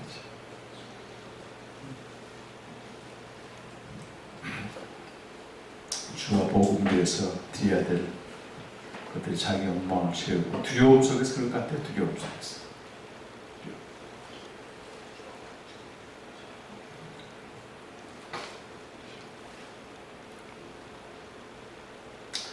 자, 이렇게 성숙해야만이, 성숙한 공동체만이 만물을 충만하게 한다. 이렇게. 그러면 주님이 우리 모든 걸 책임져 주시고, 빌립보서 한번 가보실까요? 빌립보서. 이것도 좀 필요해서 좀 나을 것 같아요. 필요하니까. 4장 4절 보면 바울이 감옥에서 주 안에서, 빌립보서에서는 주라는 말이 많이 나옵니다. 하늘과 땅의 모든 곳에서 주 안에서 항상 기뻐하라. 내가 다시 말하노니 기뻐하라. 주님 뜻대로 살고 주의 뜻을 위해서 사는 사람들의 주신 최고의 축복은 기쁨이에요. 기쁨. 주 안에 가는 기쁨. 그리고 5절은 그 기쁨이 있을 때 모든 사람에게 관용을 베풉니다. 관용. 내 속에 기쁨이 있어야만이 영적인 기쁨이, 이거는 눈에 보이는 상황적인 조건의 기쁨이 아니고, 그래서 그걸 구별해야 됩니다. 영어로는 구별된다 그랬죠. 지난번에 joy하고 fun하고, fun은 땅에 속한 잠깐 지나가는 그 즐거움이고, 너희 관용을 모든 사람에게 아니라 주께서 가까우시다 곧 오신다 그 말이에요. 근데 기쁨을 주 안에서 주는 하늘의 기쁨을 뺏어가는 게 6절에 보니까 땅의 염려입니다. 땅의 염려. 근데 그건 처리해야 됩니다. 어떻게 처리합니까? 아무것도 염려하지 말고 다만 모든 일에 기도와 간구. 이건 기도해야지. 염려거리를 그때그때 감사함을 하나님께 아뢰면 7절 하나님 어떻게 해주시는가요? 모든 지각에 뛰어난 하나님의 평강이 그리스도 예수 안에서 너희 마음과 생각을 지키시리라. 이게 지각이란 말이에요. 이성이란 말인데요.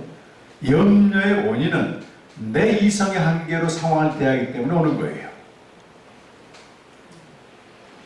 우리 집사님 딸 이름이 어떻게 됩니까? 은혜. 은혜가 염려하는 거, 집사님 하나도 염려 안 되는 게 많죠. 염려하잖아, 아이들도. 제일 큰 염려가 뭐예요? 은혜가 염려하는 게. 이 시간은 이것도 나면 원천에 가는 게 지금 못 갈까봐 염려하는 거지. 원천은 못 갈까봐 염려하는데 엄마는 그게 별로 염려거리가 아니죠. 가면 가지. 언제 이따 데려가면 되고. 모든 염려는 내 이성과 경험의 한계로 상환되어야 되는 거는 거예요. 그래서 염려를 해결하려면 웬만한 염려는 나보다 좀 오래 산 사람한테 물어보면 해결되는 거예요. 별거 아니다. 내가 살아봤더니 그 죽고 살고 할 문제가 아니더라. 그거 원천 가는 거 그 죽고 살고 문제 아니야. 근데 아이들한테 그렇게 얘기하면 더 염려하니까 직접 얘기할 필요는 없죠. 하물며 만물을 지으시고 우리에 대해 다 아시는 하나님이 전부 알고 계실 거 아니겠어요? 그 하나님의 생각, 하나님의 이성, 나는 이해가 안 되고 나는 절대 해결이 불가능하지만 그분은 하시겠구나 하고 하는 그 믿음이 들어오게 되면 마음의 평강이 온다니까요. 최고의 염려인 죽음까지도 하나님 해결하셨는데 그때 맡기라는 거예요. 마음과 생각을 지켜주신다. 그게 응답이에요. 염려까지 없어지는 게 아니고.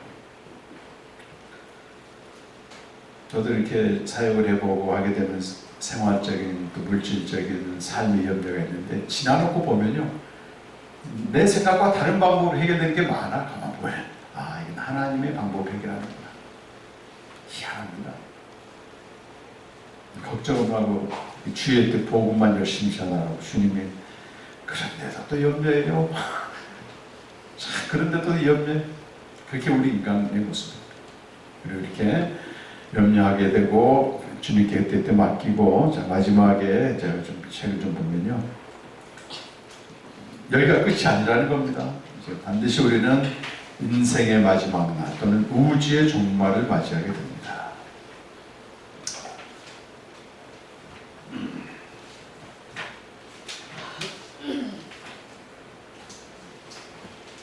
312쪽 여기 그림이 하나 있을 거예요. 그림. 이 그림은 기독교 신앙의 가장 중요한 게 마지막으로 다루는 종말론에 대한 그림이에요. 종말론. 1, 2경륜 시대가 있고 그 그림 보게 되면 제3경륜 시대는 지금 그리스도가 통치하고 있는 시대를 말해요. 가운데 나오죠. 오른쪽에 보면 고린도전서 15장 24절에서 28절 그 나옵니까? 예. 거기 보게 되면 그리스도가 재림하는, 즉 우주적인 종말이 임하게 되면 네 가지 사건이 일어난다. 첫 번째가 무슨 사건이 일어납니까? 나라를 아버지께 바친다. 두 번째는 저와 여러분 모든 그리스도의 몸이 부활해. 몸이 부활하는 거예요. 세 번째는 사망의 세력이 멸망받습니다. 이것도 굉장히 중요해요. 그리고 마지막에는 하나님의 만민의 주가 되시다. 이것이 우리가 가보지 않는 우주의 종말, 이 세상의 종말이 올 때 이런 일이 벌어지는 거예요. 우리는 지금 이미 예수님이 부활하셔서 주가 되신 예수께서 초림과 재림 사이에 살고 있습니다. 우리가 이 사이에 지금 살고 있는 거예요. 이 사이에 보게 되면 예수 그리스도도 통치하지만 누구도 통치하고 있어요. 밑에 보니까 사단도 통치하고 있습니다. 사단은 믿지 않는 자들의 머리가 되어서 통치하고 있는 거고, 예수 그리스도는 믿는 자의 머리가 되어서 통치하는데, 두 세계가 동시에 존재하니까 영적 싸움이 항상 있다는 말이에요. 긴장을 늦추지 말아야 됩니다. 지금은. 그리고 사단의 통치, 그리스도의 통치는 군사적이고 물리적인 통치가 아니고 사단의 통치에 있는 이들을 건져내어서 하나님 나라로 옮기우는 이 통치를 하는 겁니다. 이 전쟁을 하는 거예요. 그래서 복음 전도는 전쟁입니다. 그래서 골로새서 1장 13절하고 중간에 되어 있는데, 그것은 흑암의 권세를 건져내어 그의 사랑의 아들의 나라로 옮기운다 이런 표현이에요. 그러니까 지금도 계속해서 이게, 그래서 복음을 통해 생명을 얻는 사람들이 늘어나면서 제3경륜 시대 그리스도의 통치가 확장이 되고 있는 겁니다. 점점 그리스도의 통치는 늘어나요. 그러니까 우주적인 교회, 날마다 생명 얻는 자들이 늘어나고 있고, 사단의 통치는 점점 축소되고 마지막에 가게 되면 사단의 권세가 완전히 멸망당하게 됩니다. 이게 종말입니다. 종말.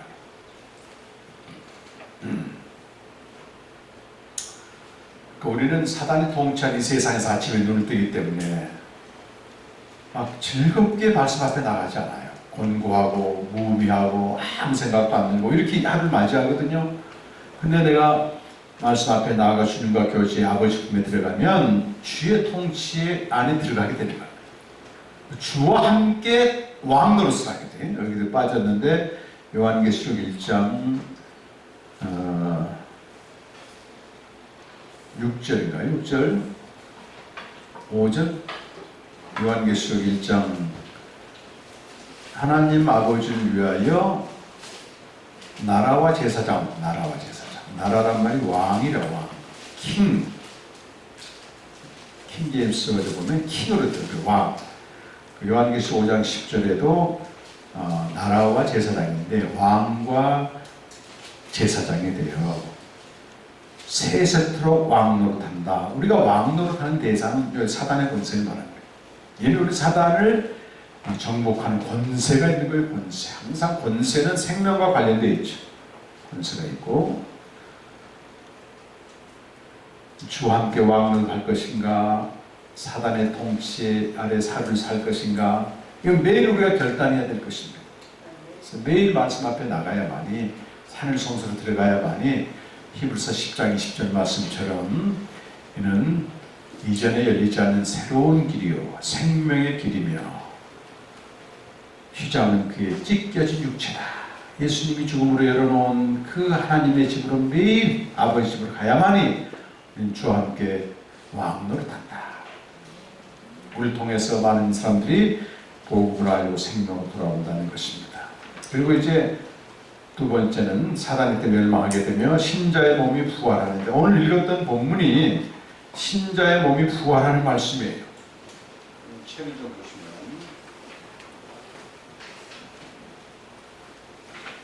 제목이 오늘 종말 현재로 살다는데 132페이지 있고, 본문 말씀은 고린도서 15장입니다. 15장 51절에서 52절은 바울이 이 비밀을 우리에게 계시하고 있죠. 그리스도가 재림하게 되면, 여러분 51절에 보니까 마지막 나팔이 부는 순간이 그리스도의 재림이에요. 그 무슨 일이 벌어진다고 되어 있습니까? 호련이 다 변화된다, 이 말은 영광스러운 몸으로 우리 몸이 변화되는 거예요. 지금 살아서 예수님의 재림을 맞이하는 사람들이 해당되는 말이 이거는. 근데 52절에는 나팔 소리가 나니까 호련히 우리 몸은 변화되고, 죽은 자들, 이미 죽어있는 자들은 썩지 아니할 것으로 다시 살아나고 영광스러운 몸으로 부활하고 우리도 변화됐다. 그러니까 예수님이 재림하게 되면 아직 죽지 않은 자들은 영광스러운 몸으로 변화되는 거예요. 이 몸으로 예수님 재림 맞이하는 게 아니고 변화되고, 이미 죽은 자들은 똑같은 몸으로 부활하고, 그러니까 죽은 자들은 부활하고 살아있는 자들은 뭐하고? 변화되고. 오늘 예수님 재림하면 어떻게 될까? 우리는 안 죽어도 돼. 변화.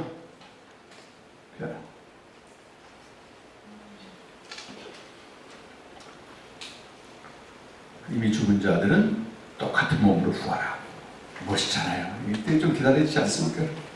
장례식 치르기 불편한 사람들은 주님 지금 오시면 되는 거예요. 지금 오시면.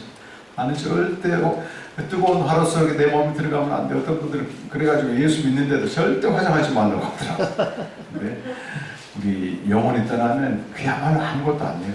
감각조차도 없습니다. 화장, 무덤에 들어가요.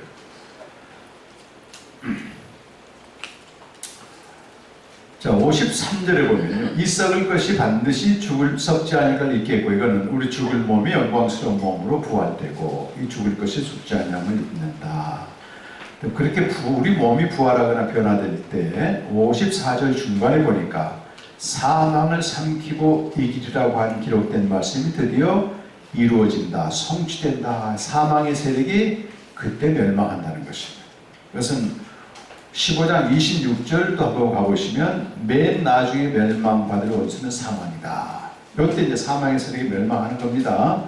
자, 그런데 이제 적용이 더 중요합니다. 적용한다는 얘기를 가끔 하잖아요. 자, 보면 55절부터 58절 보면 놀라운 반전이 일어나. 보면 사망아 너의 승리가 어딘, 사망아 너의 쏘는 것이 어딘, 사망이 쏘는 것은 죄요 죄의 권능은 율법이라. 그리고 57절에 보면 다 같이 읽겠습니다. 57절 우리 주 예수 그리스도로 말미암아 우리에게 승리를 주시는 하나님께 감사합니다. 그래서 주목해야 될 승리를 주실 게 아니고 주시는 현재형이 매우 중요해요.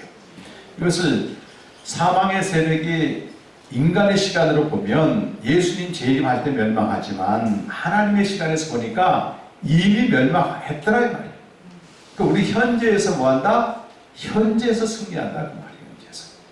이거는 하나님이 우리에게 은혜를 베푸셔서 이게 눈이 좀 떠지길 정말 원합니다. 이게 눈이 떠진다는 게 258페이지 책에 보게 되면 영원 하나님의 시간이 있고 인간의 시간은 태초에서 종말까지 직선으로 되어 있어요. 근데 하나님의 시간에서 보니까 인간의 시간은 한 점에 불과합니다. 종말이 현재가 될 수 있고 태초가 현재가 될 수 있고 하나님의 시간은 항상 현재입니다. 여러분. 그래서 예수님은 2000년 전에 십자가에 죽으시고 부활하셨는데 그게 오늘 나의 현재의 사건이 되는 거예요. 그 하나님의 시간이 신비입니다. 신비. 그래서 256페이지에 가보면 맨 아래줄 한번 가보세요. 이처럼 기독교의 시간과는 태초와 종말을 영원의 시간에서 내려다봅니다. 태초와 종말은 직선의 시간 개념이지만 영원의 시간에서는 항상 현재로 존재하는 시간이다. 그래서 우리 여기서 서귀포를 가려면 차를 타고 가서 서귀포라고 하는 그 팻말이 나올 거 아니겠어요? 그 서귀포는 직선 시간관, 직선으로 자동차를 타고 갈 때는 가야만 보이는 거예요. 서귀포라고 하는 것이. 1시간 동안 차를 타고 가야 딱 서귀포가 보이는데 저 위에서 보니까 뭐예요? 저 위에 영원의 시간을 조망하니까 하나로 보이는 거예요. 비행기 타봐서 알잖아요. 또 모른 척하고 계시. 비행기 타보면 다 안다. 제가 이제 아파트 15층에 사는데 위에서 보면 여기서 다 보여 이게. 근데 밑에 내가 걸어가야만 보이는 거예요. 참 놀랍습니다. 이게 기독교의 시간관의 신비라고 얘기합니다. 위에 속한 자, 우리는 위의 생명을 얻었어. 하나님 품에 가는데 거기서 이렇게 내려다보니까 태초와 종말이 한 점으로 보이는 거예요. 그래서 아브라함은 하나님 품에 딱 들어갔을 때 뭐가 2000년 후에 와서 구원을 성취할 그리스도의 사건이 그때 보이는 거예요. 그러면서 아브라함에게 뭐라고? 예수님이 아브라함은 나의 때 볼 것을 보고 기뻐하며 즐거워했다. 이 말은 우리가 지금 이 땅에 살고 있지만 종말에 일어날 일을 지금 보고 뭐야 아브라함처럼 기뻐하고 즐거워해라. 그 말. 그건 지금은 사단의 세력이 그때 완전히 사단의 패배당이에요. 지금 이미 패배당한 걸 보라는 거예요. 우리 몸이 영광스러운 몸으로 부활할 걸 보라는 말이에요. 그때 이 몸이 죽어갈 때 승리를 선포할 수 있어야 된다. 그게 지금 봐야 돼 지금. 자기 몸에 장애 입은 이분들에게 너무 이렇게 빅뉴스인데 이거는. 그렇잖아요. 내 몸이 영광스러운 몸으로 부활할 걸 지금 보게 되면 절망을 뛰어넘습니다. 이건요, 자녀를 앞서 보낸 그 고통 가슴을 끌어안고 있는 세월호 부모들이 위로받을 길이 없어요. 근데 그 아들이 예수를 믿었다면 또 종말에 부활할 그 아들이 지금 보는 거지. 하나님의 시간에 가게 되면 이 잘 구별이 없어진다니까. 만물하는 시간은. 이게 좀 여러분에게 성령을 통해서 열리시길 바랍니다. 바울은 이걸 봤기 때문에 죽음 그 따위로 여기고 그 따위로, 사도는 또 이걸 봤기 때문에 죽음 다 그 따위로 여기고 마지막 부활할 걸 지금 봐버립니다. 차에 가서 목회자들한테 1월달에 이야기를 했더니 옆에 있는 선교사님이 목사님 여기 목사님 비행기 타본 사람 아무도 없어요. 비행기 타본 사람 아무도 없다. 못 쓰게 있는데 하나님이 지혜를 준 게 뭐냐면 또 개미 비유 주더라. 개미. 여러분 개미 기어가는 보시잖아요. 그래서 여기서 여기까지 가는데 어떤 개미는 짐을 많이 지고 어떤 개미는 짐을 별로 없고 다 도토리 키재기 하고 있으면서 어떤 사람은 집이 몇 채고 어떤 사람은 집이 안 채고 지금 주고받고 하고 있는데 위에서 가보니까 이거 아무것도 다 출발 끝까지 다 보이지 않느냐. 그러니까 이분들이 깨닫는 거예요. 저 영혼에서 보면 우리 삶이 비슷합니다. 거기서 거기에요. 마지막 가서 딱 남는 게 뭐냐. 58절 말씀 읽고 우리 마무리하겠습니다. 58절 시작. 그러므로 내 사랑하는 형제들아 견고하며 흔들리지 말고 항상 주의 일에 더욱 힘쓰는 자들 이는 너희 수고가 주어서 마지막 딱 가봤더니 뭐만 남는 거예요. 와, 주의 일 한 것만 남았거든. 솔로몬처럼 아무리 잘 먹고 잘 살고 내가 사람들에게 자랑거리가 영광 받았지만 전부 헛된 거는 무미성으로 끝나버려요. 여러분 주의 일은 그거예요. 오늘 또 마가복음 8장을 읽는데 하나님 내게 깊은 감동. 베드로가 3년 동안 죽으라고 예수님 쫓아가서 자기 재산 가족 다 버리고 쫓아갔거든. 근데 마지막 시간에 다 걸려 넘어지는 거야. 너희가 날 누구라고 하느냐? 그리스도. 아 그래? 맞아. 그럼 그리스도가 하는 일이 뭐냐면 예루살렘 가서 서기관과 장로들 대상들에게 죽임을 당하. 그러니까 베드로가요 그 말에요 아주 깜짝 놀란 거. 자기는 3년 동안 모든 걸 버리고 예수님 따른 목적이 저분이 틀림없이 다윗처럼 왕으로 올라갈 텐데 나는 그 옆에 한 자리 하려고 지금 가고 있는데 갑자기 이 예수님이 자기 배반한 거야. 그때 베드로가요 예수님을 붙들고 가냈다. 이건 우리 유교적인 번역이에요. 한 곳에 몰아붙이고 사탄 꾸짖듯이 꾸짖어버려. 예수님이 사탄에게 쓰는 말을 베드로가 사용해. 에피티마오라고. 에피티마오 하면서 예수님은 당신 날 이렇게 배신할 수 있어. 그 예수님을 죽도록 따르다가도 배신감이 느껴지면 그러니까 당신 정말 계신 거 맞아? 이런 과격한 행동을 하는 거예요. 예수님 뭐라고 말씀하시냐면 다 버티고 있으시다가 사탄아 물러가라 하면서 베드로를 꾸짖는다. 똑같은 꾸짖는다 표현이 영어 성경은 다 리뷰큐가 계속 나와요. 에피티마오 거기도 하나님의 일을 생각하지 않고 사람의 일을 생각한도다. 예수님은 영적으로 다 보이는 겁니다. 우리는 거기까지는 안 보는 거예요. 이 사람이 사람의 일을 생각하고 있는데 분명히 그게 사단의 저 끝에는 사단의 역사하는지 하나님의 역사하는지 안 보이거든. 예수님이 금방 알았어. 네가 지금 사단에 끌려가고 있다. 그러면 사실 유명한 말씀이 누구든지 나를 따라 자기를 부인하고 자기 십자가를 지고 나를 따르라 그러면서 누구든지 자기 목숨을 위해 사는 자는 다 잃어버릴 것이고 주와 복음을 위해서 사는 자는 얻을 것이다.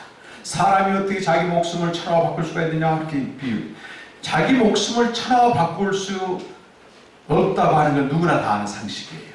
그러지 않습니까? 죽을 병을 고르는데 천하를 다 죽어도 내가 고칠 수 있으면 고치지. 이거처럼 못 바꾸죠. 그래 자기를 위해 살다가 천하를 다 얻을지언정 마지막 가면 다 잃어버릴 것이다.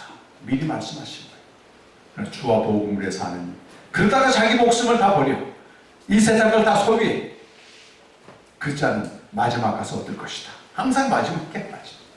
미리 알려준 겁니다. 미리 알려준 하나님의 일을 쉬이 예수님은 그것 때문에 십자가 죽으시고 부활하셨는데 우리는 그 주님을 믿으면서도 여전히 땅에 일리가 제가 오늘 하나님 빛을 비춰서 야 서영서가 네 속에 뭐가 그렇게 많냐?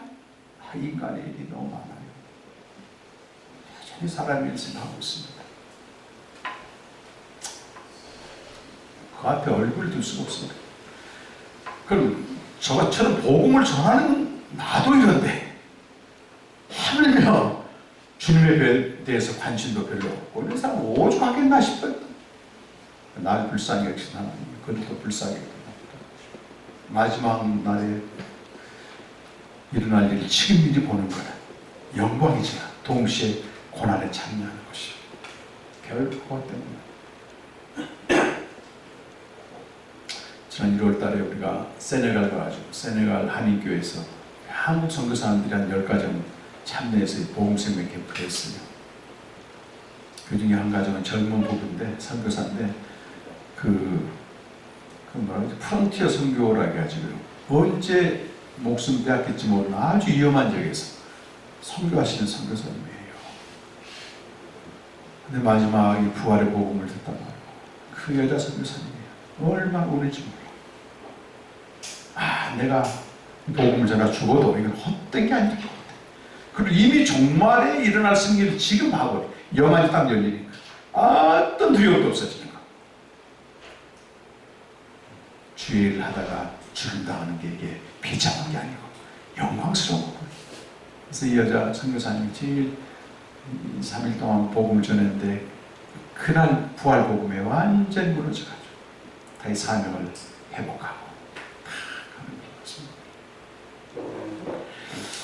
언젠가 이 세상을 떠납니다. 여기서 영원히 살지 못합니다. 시편 90편 4절인가요? 90편 3절에 보면 최후의 명령이 떨어지고 너희 인생들은 돌아가라 했을 때 평생 하나님 부정하고 살아도 이 명령만큼 순종하게 되어 있어요.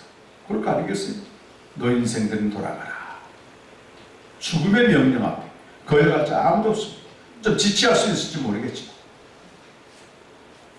그때 최선을 다해서 주의 일에 힘쓰고 동참하고 저는 빌립보서 1장을 보면서 감옥에 있던 바울이 빌립보 교회들 복음 전하지 않았어요. 그런데 바울이 복음 전한 일에 물질로 동참하거든.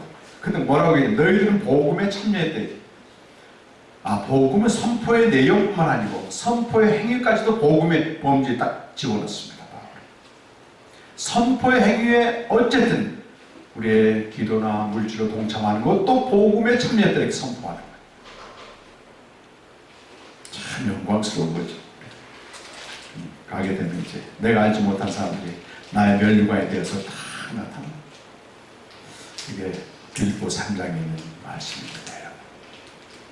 부활복음은 정말 현재로 살게 할 뿐만 아니고 삶의 태도와 가치관과 방향과 목적을 완전히 뒤집어. 저는 고린도 교회 이걸 왜 선포했나 굉장히 의미가 있습니다. 톰 라이티도 그런 얘기 하는데 고린도 교회는 너무너무 문제가 많은 교회예요. 교회 안에도 문제가 많았고 교인들이 막 음란하게 살고 별짓별짓 다. 근데 바울은 이 고린도 교회를 포기할 수 없는 교회, 자기가 세우기도 했지만 너희들은 희망이 있다, 너희들은 하나님의 사랑받는 자, 얼마나 감사한지 몰라. 근데 다른 방법으로 해결할 길이 없는 거예요. 일단 고린도서 15장 와서 복음을 정확히 전해주고, 이건 이미 일어난 사건인데 다시 오실 주님을 바라보는 말이지. 그래야만이 교회의 문제를 해결되는 거지. 그걸 인간적인 방법으로 아무리 곤모습 해도 안 되는 겁니다. 그래서 교회 안에 어려움이 있거나 지금 이 시대 교회가 아무리 문제 있어도 고린도 교회만큼은 안 그렇습니다. 고린도전 15장을 펴놓고 읽는 거예요. 이 네 가지 구원의 사건이 이미 일어났구나. 그리고 주님 다시 오시는구나. 그럼 내가 어떻게 처신해야 되는가? 다 나와 있어요. 복음만이 기독교의 기초가 됩니다.